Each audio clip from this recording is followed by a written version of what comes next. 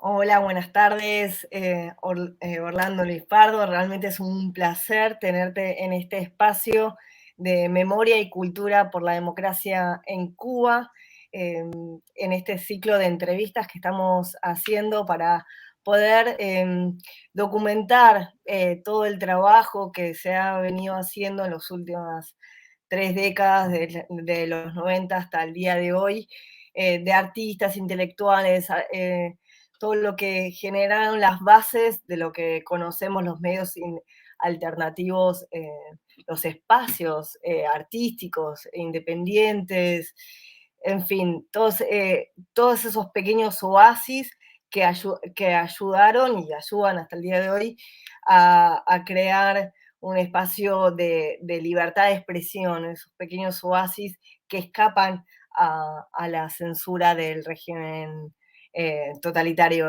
de Cuba. Así que, dicho esto, la primera pregunta es que apelo a tu trayectoria como, bueno, escritor prolífero, pero que has comenzado con esas primeras revistas literarias y has contribuido y has ayudado a fundar, bueno, también escrito en varios blogs propios y de otros, desliz, voces, cacharros. Quisiera que me cuentes de toda esa época tan rica como contribución al trabajo tanto literario como la libertad de expresión en Cuba.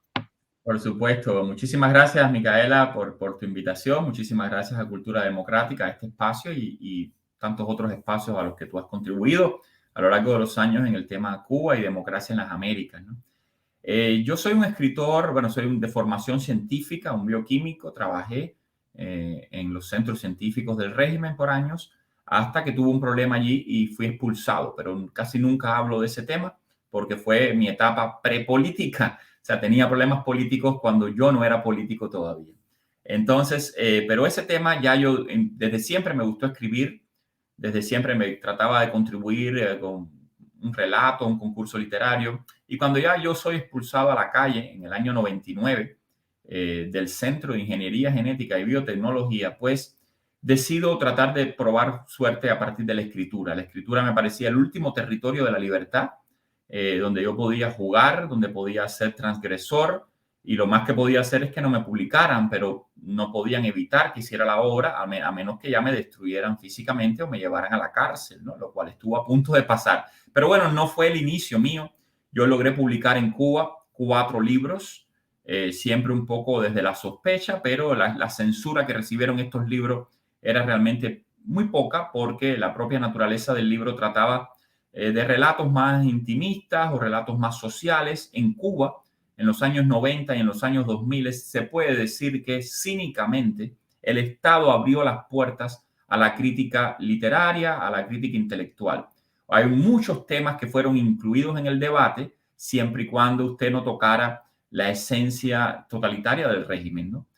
Por ejemplo, sobre todo encarnada en la figura de Fidel Castro, o sea, la imposibilidad de narrar, de convertir a Fidel Castro en un personaje literario, un poco como han hecho todos los intelectuales de izquierda latinoamericanos que siempre han narrado la novela del dictador latinoamericano. Pues en Cuba ni siquiera se puede narrar la novela del comandante, o sea, incluso una novela que fuera un panfleto de elogio a Fidel Castro tampoco, porque se desconfiaba de la figura del intelectual metiéndose en tema político.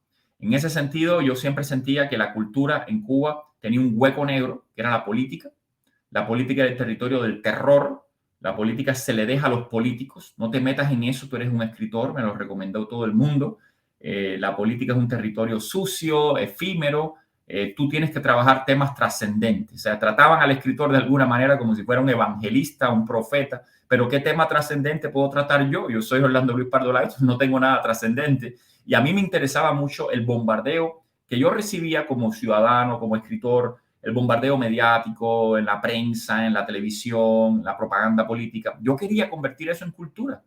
Quería convertir eso en mi propio espacio literario, autorreferencial, y de alguna manera te decían, ten cuidado.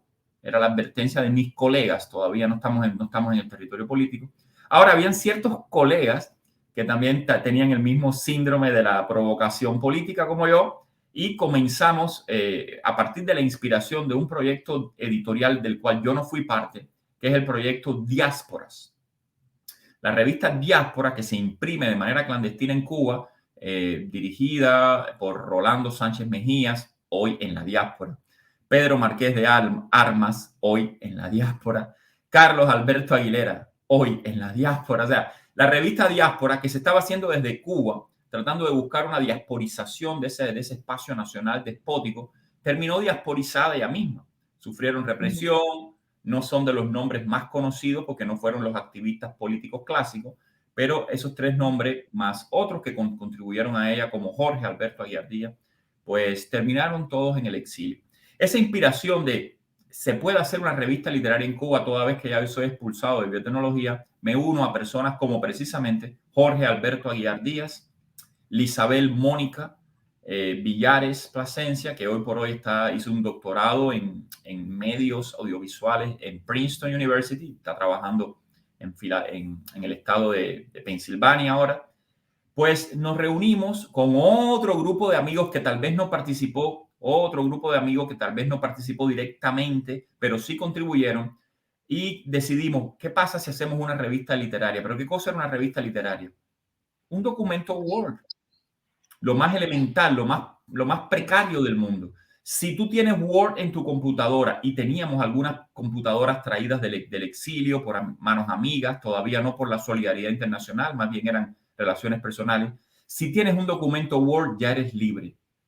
Si puedes abrir el Word, si sabes Save As, ya eres libre. Pero ¿libre dónde? No, libre en una cárcel, libre en medio del totalitarismo. Le pones una foto, como esa foto que tengo atrás, cualquier cosa, pegas una foto, dices que es la portada, le pones la fecha, que es un acto de reafirmación personal. Te estoy hablando el 4 de marzo del año 2022, y esto es una verdad que ninguna tiranía y ninguna amenaza de muerte puede impedir. Estamos hablando del 4 de marzo del 2022. ¡Pum! Episodio 1 va creando una cronología, una tradición. Si hay un episodio 1, quiere decir que ahora tú también eres editor, que vas a estar haciendo revistas. ¿Con qué frecuencia? Mensual.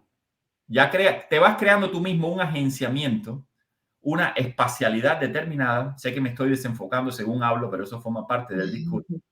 Y pues empezamos a hacer la revista Cacharros, Jorge Alberto Aguiar Díaz, esto es en el 2003. Lisabel Mónica, bajo el nombre de Rebeca Duarte, y Orlando Luis Pardo Lazo, bajo el nombre de Pía Macabana. Por si alguien se acuerda de Pía Macabana, que aparece por ahí en algunos blogs, era yo. Siempre he tenido seudónimos de mujer. Estoy atrapado en el seudónimo equivocado. Estoy atrapado en un nombre equivocado. Orlando Luis Pardo Lazo, siempre he querido ser un autor mujer.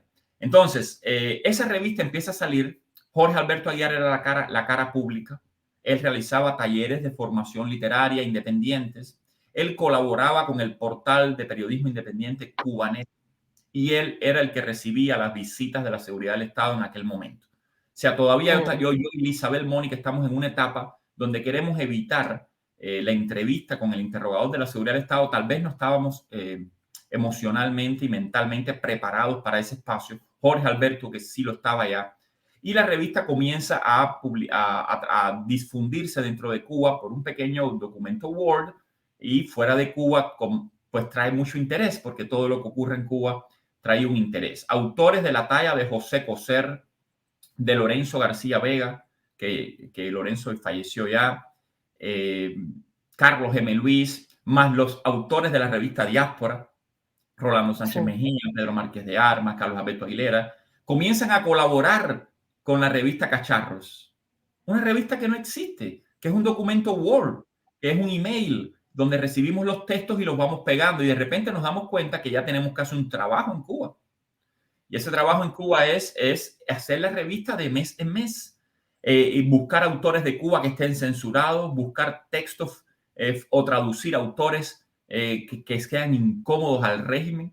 O sea, nosotros no queríamos ser incómodos al régimen, pero la revista Cacharros, por los agenciamientos deconstructivos, de política, de incorrección política, nos va fascinando. De ahí la importancia un poco de esa ecología. Yo invito a los escritores cubanos, ¿no? Si te creas una ecología, si te creas algo que hacer, eso te va llevando necesariamente hacia la libertad. Nos hubiéramos quedado como siervos, como dice Virgilio Piñera, pero terminamos siendo el siervo servil, que es el siervo que quiere decir soy siervo. Y cuando tú le dices al Estado cubano, soy un siervo, soy un esclavo, ya tú estás revelando una naturaleza esclavista, tiránica, ¿no? Tú eres el amo, nosotros somos los esclavos y por eso hacemos la revista. El que se mantiene en silencio, tal vez no sabe ni qué es un siervo, o Virgilio Piñera dice es un siervo. Es una obra que se llama Los Siervos, pero el que empieza a hablar, Virgilio hace una ironía, que es, tú no te declaras libre, sino que para ser libre te declaras, oh mi amo, yo quiero ser un siervo más servil todavía, déjame hacer una revista digital. Entonces, en esa ironía de la ficción del autor versus la ficción del Estado, y ahí estoy hablando en términos de Ricardo Piglia, el novelista argentino, pues empezamos sencillamente a vivir el placer, el eros de saber que lo que escribíamos o hacíamos en Cuba lo estaban recibiendo compatriotas nuestros fuera de Cuba. Era maravilloso poder enviar una revista un martes en la mañana y recibir un correo en la tarde de Argentina, de Chile, de Estados Unidos, de México, de España. Entonces, de repente comenzamos a existir en un espacio de ciudadanía virtual que de alguna manera nos fue transformando como intelectuales nuestra responsabilidad cívica. ¿La sabíamos? Bueno, sí, pero tal vez no la sabíamos tanto y la revista nos fue llevando a eso. Sí. ¿Ibas a decir algo? Sí, no, sí, te iba a preguntar que era ese intercambio era con otros escritores, que quizás tampoco escritores de América Latina que no estaban ni politizados ni nada. ¿Cómo era ese intercambio? Digamos, ¿qué tan conscientes eran estas personas de las dificultades y la censura que sufría en Cuba? Sí, en general se podía decir que eran solidarios. Tal vez no estaban tan conscientes, tal vez eran escritores necesariamente de izquierdas, pero nosotros traficábamos. A veces le robábamos un texto a Álvaro Bizama, a veces le robábamos un texto a Zambra, a Mario Bellatín, escritor mexicano, lo conocimos en Cuba. A veces simplemente robábamos porque ya que tú eres un siervo servil, pues robar no es un delito, tú no tienes nada, tú eres el esclavo que rompe el instrumento. O sea, de repente, ¿qué podía pasar porque nosotros reprodujéramos un texto que tenía un copyright del Mercurio en Chile? ¿Qué podía pasar? ¿Qué podían hacernos? Si estábamos en Cuba, protegidos en la cárcel del totalitarismo, ¿no? Sí, que éramos unos plagiadores, nos encantaba el término, en el sentido de que estamos introduciendo voces que no hay otra manera de leerlas que no sea a través del contrabando de texto. Ahora, esos autores, yo no sé los editores, pero esos autores se sentían muy felices de estar siendo pirateados en Cuba. Ahora, en verdaderamente no es una piratería porque nosotros no estábamos ganando dinero. O sea, no estábamos vendiendo la revista, no estábamos haciendo otra cosa que introducir nombres de autores y textos y visiones muy deconstructivas, muy críticas a veces de la sociedad democrática dentro de la sociedad totalitaria. Y funcionaban a la maravilla. Cómo los chilenos hablan de Chile, cómo los chilenos reflexionaban sobre la experiencia del torturador. Hay un texto sobre Romo, bueno, un torturador que cuando tú empiezas a hablar de la experiencia de la tortura en otro país latinoamericano, resonaba en Cuba de una manera liberadora, ¿no? Cómo es la tortura en Cuba, cómo se esconde, cómo la reivindica. Y entonces, de repente, todos los temas eran políticos y algunos de ellos estaban siendo escritos por autores que ni siquiera tenían una idea del contexto cultural donde estábamos introduciéndolos a ellos. Pero en general, las poquitas experiencias que tuvimos eran siempre favorables, eran siempre de, te puedo enviar un libro a Cuba, imagínate tú, bueno, algunos lo enviaron, otros se perdieron por el camino, Germán Sierra de España, muchas personas, realmente fue Mario Bellatín cuando visita La Habana, que es un escritor mexicano, él va invitado por un proyecto literario oficial y logramos verlo en La Habana. Nosotros que no éramos nadie, o sea, empezábamos a cobrar carta de ciudadanía y ya te juro sinceramente, yo soy un escritor publicado en Cuba, ya me interesaba menos un libro en la editorial Letras Cubanas, me sentía inédito publicar en Letras Cubanas, me interesaba más una columnita en un sitio web cualquiera. Ahora, déjame decirte una cosa, Cacharros y la revista que después hizo Raúl Flores, junto con el apoyo de todos nosotros, 33 1/3, y la revista que hizo el Lien Carrasana, La Caja de la China, Y la revista que hizo Isabel Mónica Desliz, esa eclosión de revistas, todas tuvieron un blog. Giovanni Sánchez estaba en Suiza. No lo estoy diciendo como una confrontación No, con ella, pero Giovanni Sánchez estaba en Suiza.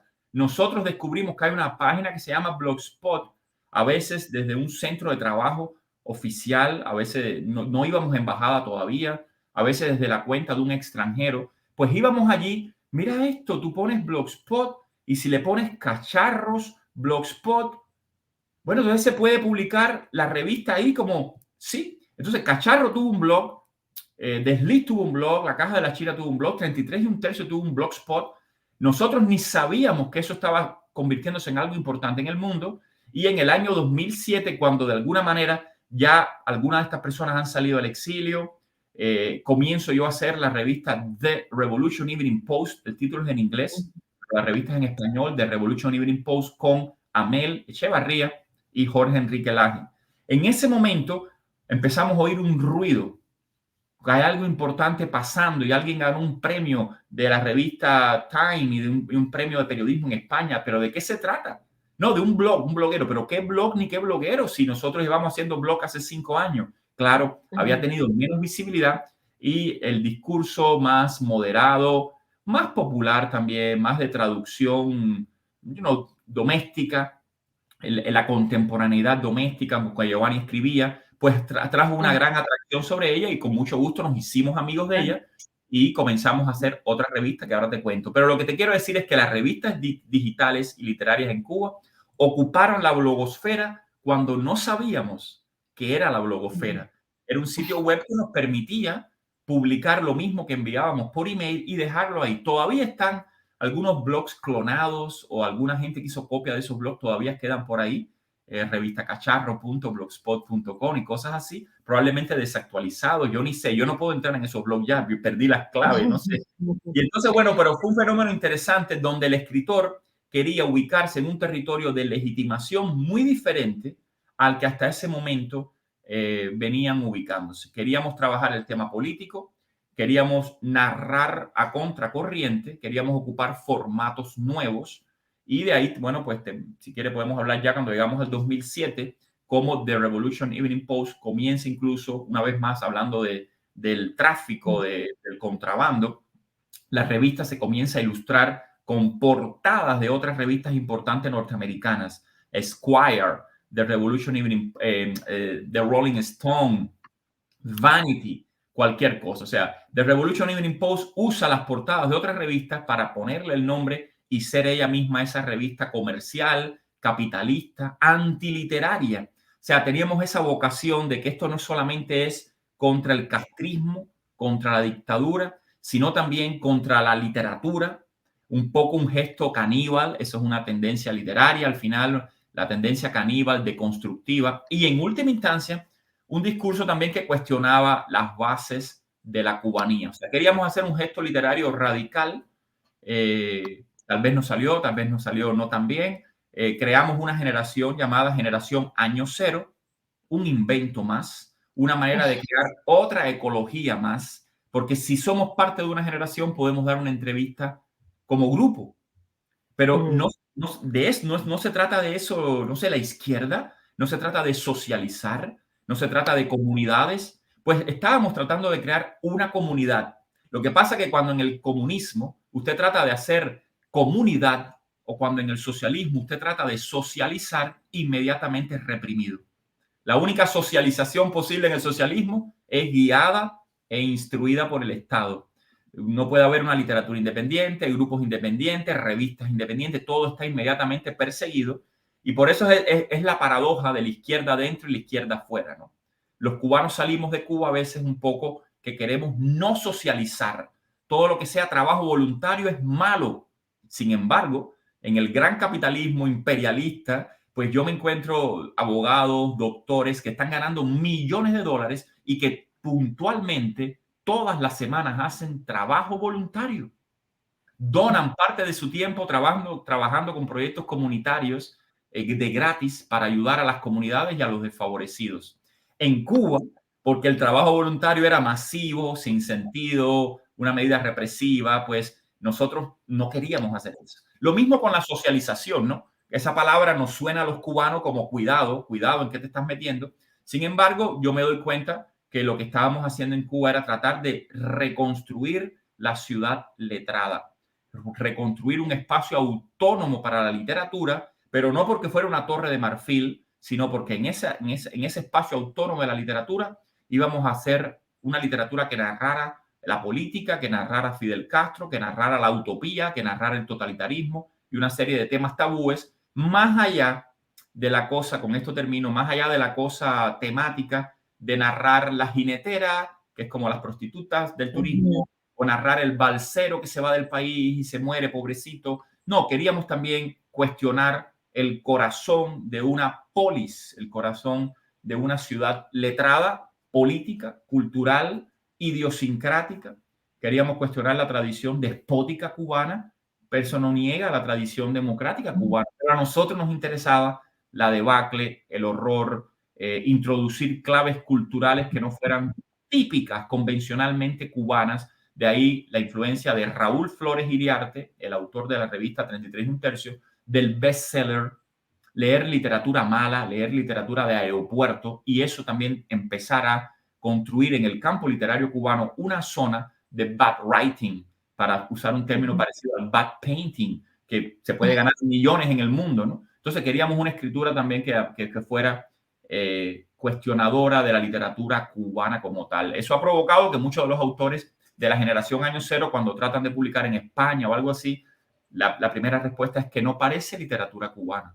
La literatura de Jorge Enrique Laje, aunque se ubica en La Habana, la literatura y él no parece cubana, no parece naturalmente cubana. Y de alguna manera es un gesto antinatural también. Queríamos una literatura bien provocadora. Y por lo tanto, claro, a la vez que salimos al exilio, se pierde toda esa fuerza de contestación, porque el enemigo va quedando un poco más lejos ahora. Te hago un par de preguntas. Una para precisar, de Revolution Evening Post, yo lo tengo como que se escribió entre fines de 2006 y 2008, ¿puede ser? Porque me mencionaste recién. Y después, por otro lado, cuando, bueno, Cacharro nace en 2003 y tengo publicaciones hasta el 2005, el 2003 es un año de, bueno, todo el que conoce historia cubana contemporánea sabe que fue la ola represiva de la Primavera Negra en marzo, y bueno, y ahí en el grupo de los 75 había bueno, escritores, poetas, periodistas como, bueno, Raúl Rivero, Jorge Olivera. ¿Ustedes tenían algún tipo de intercambio o los conocían? ¿Sabían de quiénes se trataban? ¿Conocían su obra? Claro. Sí.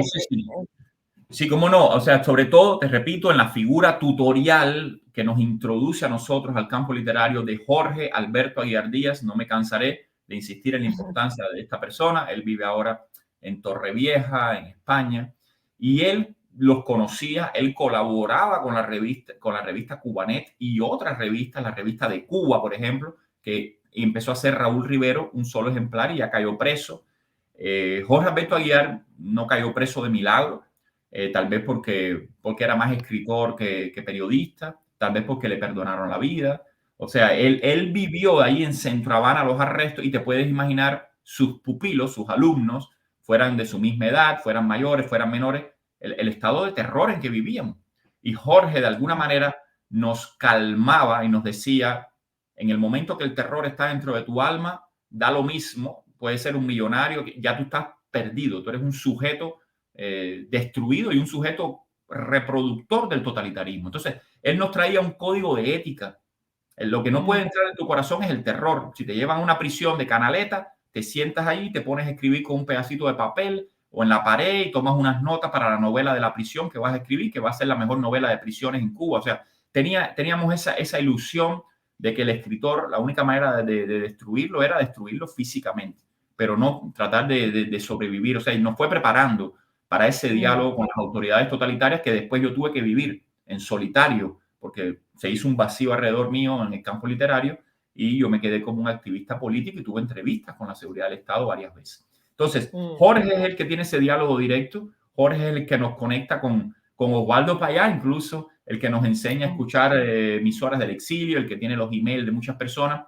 y de alguna manera nos abre una puerta.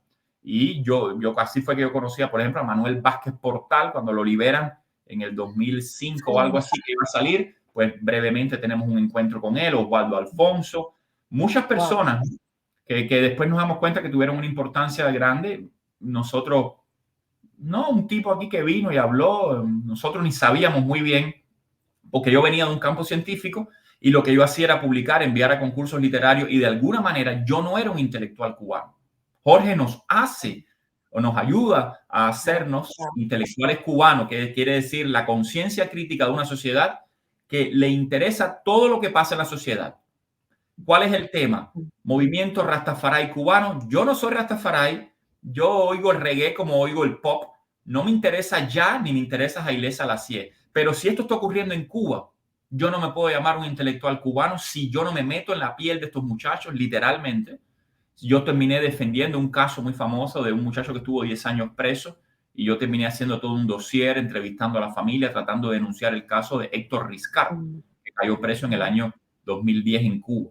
Entonces, como que nos enseñó de que nada humano nos es ajeno, es una sentencia muy martiana y por tanto nada social, la sociedad. La legalización de la marihuana en Cuba, pero es que yo no fumo, ese no es mi tema, me voy a meter en problemas, además de los problemas que tengo. Pero la idea sería, no, es que ese no puede dejar de ser tu tema. Mientras haya seres humanos que crean que la hoja de cannabis es natural y que ellos la consumen para un objetivo cualquiera. Pero es que aunque hubieran sectas fundamentalistas en Cuba, como intelectual también te debería interesar. Y por eso nos interesaba profundamente la experiencia del poder totalitario, porque estaba ocurriendo en un espacio que de alguna manera era el espacio intelectual cubano. O sea, al final es un profundo amor por Cuba como nación, una recuperación de la tradición, de la memoria, de los autores olvidados. Reprodujimos muchos autores de otras épocas en las revistas.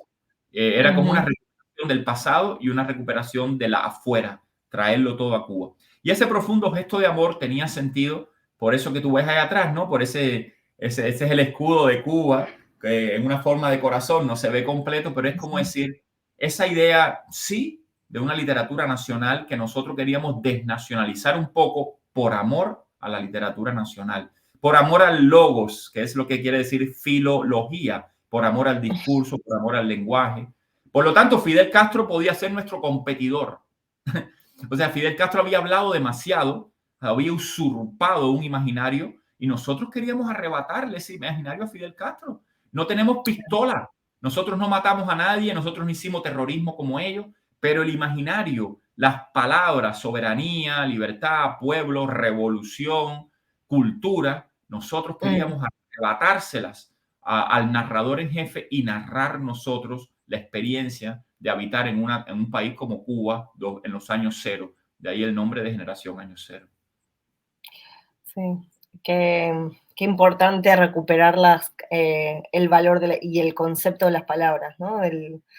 Que se han desvirtuado en fin. Lo que relatas del rol de Jorge, incluso con ustedes, digamos, todos jóvenes en ese entonces, que con inquietud como para escribir y en la literatura, interesados en el mundo más artístico, y sin embargo sirvió de puente con los activistas, ¿no? ¿Qué opinas hoy en día, digamos, de cómo fue evolucionando ese vínculo y ese diálogo y ese intercambio entre el movimiento artístico y intelectuales con la oposición más política, con la oposición más tradicional, con la sociedad civil independiente, y cómo de ese vínculo, de esa articulación, ha generado también un impacto, cómo ha llegado un mensaje de libertad, de ese anhelo por la democracia o ese anhelo para que haya un cambio en Cuba, cómo le ha llegado ese mensaje a la ciudadanía de una manera quizás distinta, estéticamente distinta, con mayor belleza, ¿no? Digamos, ¿qué me dirías al respecto? Sí, o sea, siempre hubo un arte contestatario en Cuba, siempre hubo un autor maldito, un artista censurado, pero es cierto que cuando vamos llegando a los años cero, por la eclosión tecnológica, mediática, se van confundiendo los bordes, se van contaminando los bordes y eso es maravilloso, ese contagio, ¿no? Siempre también el artista cubano viajaba, tenía privilegios de salir, entrar y no se preocupaba tanto de si eso era un derecho o era un privilegio. Y eso también fue viniendo una conciencia sobre la sociedad cubana. Pero ¿por qué un arquitecto, por qué un artista del performance o visual puede viajar a una galería? No, porque es un artista. Él va por el Ministerio de Cultura, pero ¿y esa gracia? En los años 90 era como ese, ¿y esa gracia? ¿Y ese artista por qué tiene que viajar a ninguna parte? ¿Por qué viaja él y no viaja el barrendero de barrio que puede llevar sus latas a brillar en el MoMA? Y eso puede ser un performance. O sea, se empezó a deconstruir todo un sistema estructurado donde, aunque había un arte contestatario en Cuba y censurado en alguna parte, también el arte tomaba ventaja, ¿no? En los escritores, por ejemplo, ¿no? La ventaja de que Antón Arrufat fuera invitado al Congreso Latin American Studies Association y allí podía hablar a sus cositas críticas. ¿Pero por qué? ¿Por qué no podía ir yo, que era un autor de revistas digitales, ¿no? Eso va cambiando en los años cero. Es una democratización, a mí que me perdonen, pero es una democratización total, un tema horizontal, ¿no? Ya no se podía ir a un congreso siendo Reina María Rodríguez. Sí, eres muy poeta y todo lo que tú quieras, pero se te llama la atención de que al mismo evento que Reina María Rodríguez está siendo invitada en New York, estoy hablando de un ejemplo concreto en el 2010, American Societies, Orlando Luis Pardo Lazo, que estaba invitado, que había escrito un texto tan bueno como el tuyo, para no decir mejor, en la misma revista, American Societies, Orlando Luis no va. Bueno, pero es que él, imagínate, él es político. No, no, no, ya no me digas eso más. O sea, empieza una lógica de contestación donde Reina María Rodríguez tiene que manifestarse. Hablen, hablen, como es como una invitación y también una coerción. El término tiene un valor negativo, pero es una coerción cívica. Yo le pongo positivo a todo, ¿no? Una coerción cívica. Tú no puedes ser más poeta cubano y viajar si otro poeta cubano, malo, bueno o kitsch, no puede viajar. A menos que ese otro poeta cubano no pueda viajar porque acaba de cometer un crimen, acaba de cometer un robo, un banco. Bueno, pues cumplirá su sentencia, ¿no? Pero cumplió su sentencia. ¿Te has preguntado tú como intelectual cubano de qué se le acusa a ese otro intelectual cubano? O sea, romper la narrativa del Estado, eso empezó a pasar gracias a esa contaminación, el movimiento bloguero. Si eras pintor, si eras activista, si eras músico, estabas invitado a formar parte de eso y había una comunidad imaginaria, por muy física que fuera, de que éramos blogueros. Después que éramos blogueros podíamos ser tuiteros. Después que éramos tuiteros podíamos estar en Facebook y crear un grupo. Podríamos crear una revista, en este caso ya más de activismo cívico, como la revista Voces, donde se invitaron a pastores de las iglesias católicas y no católicas, cristianas, la mayoría, bautistas, de otras denominaciones, donde se invitaron, bueno, movimientos activistas de presos políticos como las Damas de Blanco, donde se invitaron músicos como el grupo Porno para Ricardo, por ejemplo, no solamente a la revista, sino a los espacios que se creaban para presentar la revista. O sea, hay esa contaminación, yo uso esa palabra, donde de repente el arte, para ser más cool, para ser más atractivo, para estar más de moda, para ser más visible, para tener mayor interés, tiene que empezar a meterse en estos temas. La marcha por la no violencia que se realiza en la calle 23, que fue reprimida por la seguridad del Estado, Giovanni Sánchez y yo fuimos arrestados, pero les permiten a ellos marchar. Allí estaban los aldeanos, Aldo, el BI, los aldeanos y otros muchos grupos que en aquel momento eran políticos, pero estaban en un territorio de la captura simbólica del Estado. Estos son los raperos contestatarios que prueban que en Cuba hay libertad de expresión. A partir de ahí, yo creo, de ese momento, 2009, ya los raperos contestatarios no servían para eso. No servían para probar que había libertad de expresión porque su discurso iba al corazón del totalitarismo. El Festival Rotilla, muchos de cuyos organizadores participaban en las actividades de los blogueros, es censurado por el régimen. Es destruido, cooptado y cambiado. Un festival que se realizaba en la playa de Jibacoa y había muchos conciertos de música alternativa ahí con el auspicio y el control de la seguridad del Estado. Ya la seguridad del Estado no quería seguir controlando eso porque era un fenómeno completamente deconstructivo culturalmente, entusiasmaba al joven a ser parte del cambio. Pero es que no es esa la esencia de la revolución. Súmate al carro. súmate al baile de los que sobran, como los prisioneros. Por eso yo siempre digo, es que ni la izquierda tiene vida en Cuba.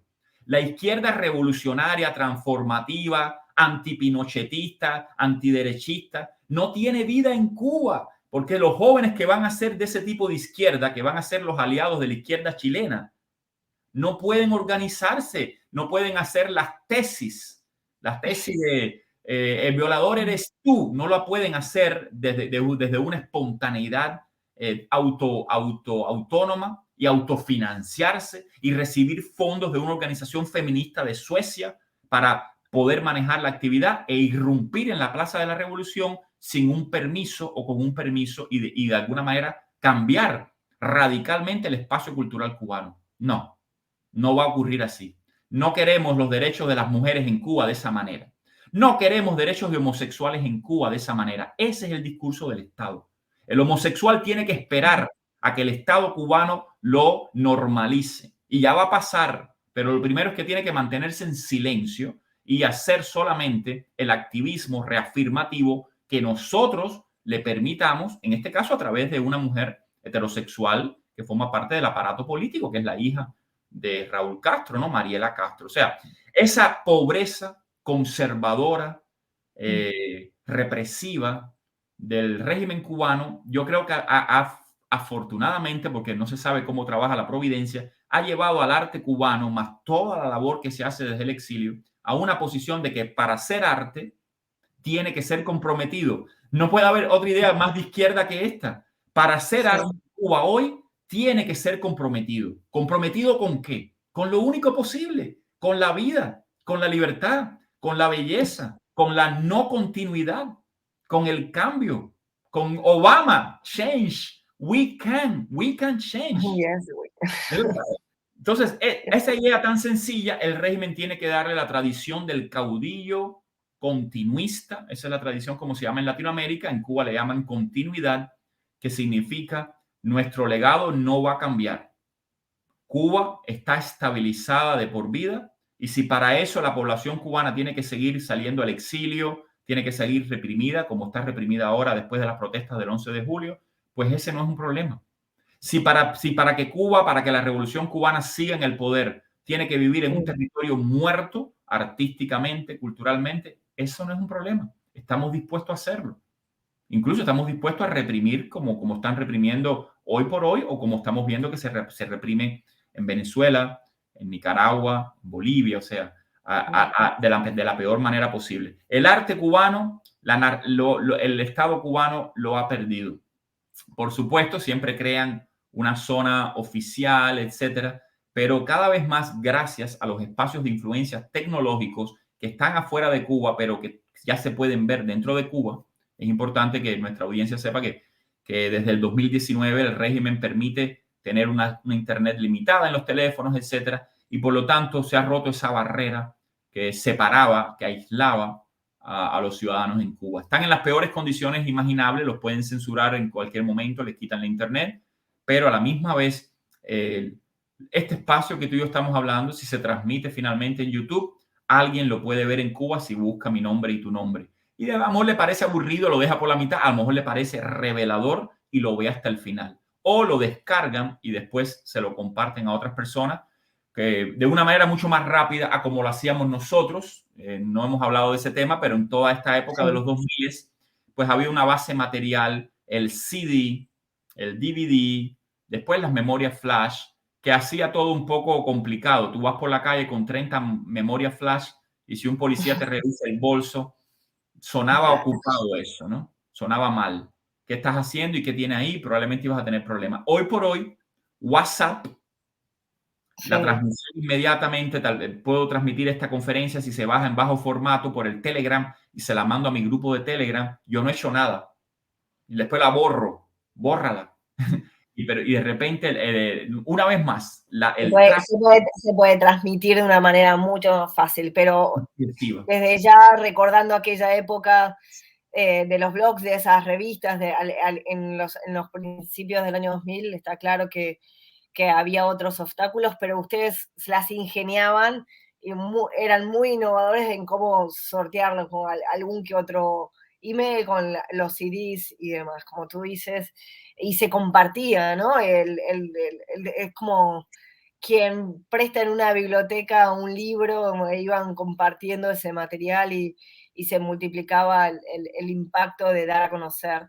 Así que, bueno, yo te agradezco enormemente Ujú. tu tiempo y realmente todos los datos y que nos hayas contado toda la historia de estas revistas que sin duda sentaron un precedente para lo que son hoy los medios independientes en Cuba, 14 y medio, Diario de Cuba, DN, El Toque, los que con la Exacto. contribución de afuera o de adentro, los que son 100% hechos en Cuba y los que tienen la contribución logística también en tema de comunicación y por las dificultades que hay en Internet también desde afuera, pero sí, ¿qué me No, vas a quería decir? decirte brevemente que uno se siente ya como un viejo emocionado, ¿no? Porque, por ejemplo, tuitear era una cosa tan excepcional y ahora yo veo muchachitos de 15 años, un muchacho que fue arrestado en Cárdenas, ya lo liberaron, que tiene un tuit donde él es natural para él usar un tuit, no conoce cómo fue entrando eso en Cuba, no conoce este esfuerzo, donde a veces nosotros para tuitear teníamos que enviar un text message al Sí, extranjero. lo recuerdo. Recuerdo que yo decía, yo tuiteaba y yo decía, ¿cómo se tuitea desde Cuba? No, desde un mensaje de texto. ¿Cómo? Sí. Sí, Entonces, desde un mensaje de texto se no importa tuiteaba. que la gente actualmente se olvide de eso, habrá espacios de la memoria como esto. Lo importante es que el futuro llegue y vaya llegando, ¿no? Y yo veo pero tanta gente en Cuba tuiteando. Veo influencers como, bueno, ahora ya salió a España, pero como Anita Consuin, una muchacha muy inteligente, a la vez muy bella, con mucho carisma, y que esa muchacha ha construido una audiencia de más de 100,000 seguidores. Sí, por su belleza, por su carisma, por la ligereza de su discurso. Perfecto. ¿Es eso tiranía? ¿Es eso represión? ¿Es eso comunismo? No, ya ella es una línea de fuga, pero construir un Sí, canal de 100,000 seguidores en la isla, eso no lo hizo Giovanni no, Sánchez. No lo hizo no, Giovanni Sánchez. O sea, de repente es como los predecesores nos sentimos muy orgullosos de que no. ahora haya toda una generación que ya ni siquiera sabe todo lo que pasamos nosotros al inicio, pero que de alguna manera yo siento que si no hubiéramos empujado el carro en esa dirección de la informatización, de la libertad de expresión en Cuba, pues estos muchachos de hoy en día tal vez hubieran tenido que esperar a otra generación, ¿no? O sea, hoy por hoy, el YouTube, las redes, los teléfonos en Cuba marcan una diferencia que el régimen tiene que vivir pendiente y represivo de ellos y ya no es como antes que ellos focalizan en 2 o 3 activistas, los meten presos, pero prácticamente ellos saben que el enemigo hoy por hoy es el pueblo cubano. Con esto cierro, ¿no? El régimen No, cubano. está bien. Estoy tentada a hacerte una última pregunta. Dime. ¿Vos llegaste a conocer lo que eran las bibliotecas independientes? Claro, muy importante. Digamos, digamos, tuvieron un rol en cuanto a esto de compartir libros que eran censurados y, bueno, Sí, no sé hasta qué época llegó, pero sí, eh, hasta donde yo las conocí, todavía existían ya cayendo en una fase, imagínate, de decadencia como todo en la vida, a mediados de los 2000, pero es importante que el proyecto inicial de las bibliotecas independientes comprometió a muchísimos cubanos. Yo fui a casas donde habían libros maravillosos, se gastaron miles y miles de dólares en el exilio para traer libros y contrabandear, una vez más, contrabandear libros maravillosos. La cultura merece todos los puentes abiertos, todos los túneles abiertos, ¿no? La cultura merece entrar clandestina a Cuba y no tenerle miedo a esa palabra. En el capitalismo lo underground es legítimo, pero en el totalitarismo lo underground es un crimen, ¿no? No. Esas bibliotecas, yo iba allí y veía millones de libros, por supuesto las atacaron, las robaron, las asaltaron, las infiltraron. Yo conozco casos de corrupción, pero esa es la sombrita que no tiene importancia. Los libros llegaron a Cuba, le quiero agradecer a todas las personas que colaboraron con las bibliotecas independientes. Los libros llegaron a Cuba, los libros circularon y el que quiso saber, pudo saber. Lo que pasa que en Cuba muchas veces el ciudadano común prefiere no saber para no comprometerse ética y moralmente y ya cuando salga en la lotería al exilio, pues entonces en el exilio es que el cubano sabe y dice patria y vida. Pero dentro de Cuba, muchos cubanos prefieren mejor no leer eso. ¿Por qué? Porque si tú sabes, no sabes, la conciencia humana que funciona en cualquier época y lugar, te va a decir que tú estás en falta, que tú eres un simulador, que tú eres un hipócrita. Y me lo estoy diciendo a mí. Yo era un simulador, nunca fui un cómplice, nunca fui un criminal, pero de alguna manera una revelación rápida como, no, como escritor yo no puedo seguir mintiendo, como intelectual yo no puedo seguir siendo un hipócrita. Nunca mentí en el sentido de ser cómplice del régimen, de ser parte de nada oficialista, pero mi silencio o mi literatura inicial ayudaba de alguna manera a crear cultura en Cuba. Hasta que me di cuenta, no puede haber cultura con el Estado. La cultura va a ser del ciudadano, del individuo, y yo tengo que violentar, y yo voy a ser tal vez un autor muy provocador en este sentido, otros serán menos, ¿no? Pero yo tenía una conciencia muy clara de que a la vez que tú sabes, a la vez que conoces, el único destino posible es seguir sabiendo. El conocimiento lleva a más conocimiento y con suerte a la sabiduría en términos intelectuales y en términos políticos, ¿no? Entonces, a mí ese bicho me picó y te digo sinceramente, los días más felices de mi vida en Cuba fue cuando yo comencé a ser un activista literario, político literario, donde yo sabía que en cualquier momento me podían arrestar y era como el momento de gloria. Ven a mí y arréstame porque callarme no me vas a poder callar. Y paradójicamente, y esto es una invitación a los escritores cubanos, no es un problema de coraje personal, en ese momento, Micaela, a mí me dejaron de molestar los censores y los represores. Yo tuve 3 entrevistas con la seguridad del Estado, pero otros amigos míos que no se metieron tanto en política han tenido 30 entrevistas, porque se te acerca el represor a una captura, a un diálogo, y ellos sabían que ya conmigo no era diálogo. O sea, la próxima vez que vinieran por mí era para llevarme a la cárcel. Pero mientras tanto, yo viví 3, 4, 5 años de felicidad total. De felicidad total con Giovanni Sánchez, con Rosa María Payá, con Ferrer, con Rodile, que en aquel momento con cualquiera, con Dagoberto Valdés, con Porno para Ricardo, yo podía tocar a todo el mundo en Cuba y podía ser parte de todo en Cuba, con las embajadas de cualquier país, un sentido de impunidad muy grande, porque claro, yo no estaba haciendo nada mal.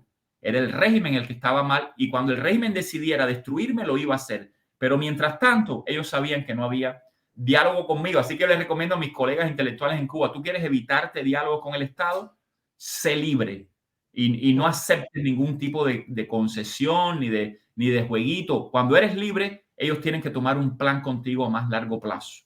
O te destruyen. Sí. Con la convicción de que uno está del lado bueno, digamos, cuando Sí. tú hablas de contrabandear libros, son libros Sí. que no deberían estar prohibidos, son libros Claro, que claro. No, al, esperemos que... al contrario, estamos contribuyendo a la cultura y a la difusión de Esperemos conocimiento. que las palabras no Es, caigan en sí, manos ahora de activistas, no sea no, claro, es que a veces Sí, también, ¿no? Te convierten en malo y uno, digamos, sí, uno no, no, promueve la democracia, ¿no? Pero, claro. no, y tú No, eres, terminas siendo, bueno, agente de la CIA, no, pero no soy ningún sí, terrorista ni nada. Digamos, uno promueve la democracia, promover la democracia es claro. No, algo como, solamente para resumirte, cuando decimos contrabandear es un término incluso literario que sí, se ha usado el sí, término guerrilla semiótica por Humberto Eco. O sea, ¿cuántas sí. armas tenemos los intelectuales cubanos? Ninguno. O sea, no se hagan los guevaristas. Nosotros no hicimos la guerrilla guevarista. Y las bibliotecas independientes, para resumir ese tema, no cobraban ni alquilaban libros, eran No, libros gratis para el pueblo cubano, de todo tipo. Ahí estaba el manifiesto comunista también, y ahí estaban libros de Václav Havel. Muchísimos libros, muchos de ellos pro democracia, pero muchos libros también de filiación marxista. Habían entrado a Cuba libros de pensadores importantes como Deleuze, como Lacan, pues estaban allí también. Claro, nos interesaban más los libros más políticos, pero fue un gran movimiento de bibliotecas independientes. Vale la pena ese contrabando donde nadie ganaba dinero, donde el pueblo cubano no se le pedía un centavo para ilustrarlo, para volverlo a alfabetizar. era pura ganancia, pura ganancia. Bueno, muchísimas gracias, Orlando, por tu tiempo. Y bueno, ahí estamos conectados. Muchísimas gracias. Adiós, saludos. Adiós, muchas gracias a tu espacio. Gracias, muy importante. Hasta luego.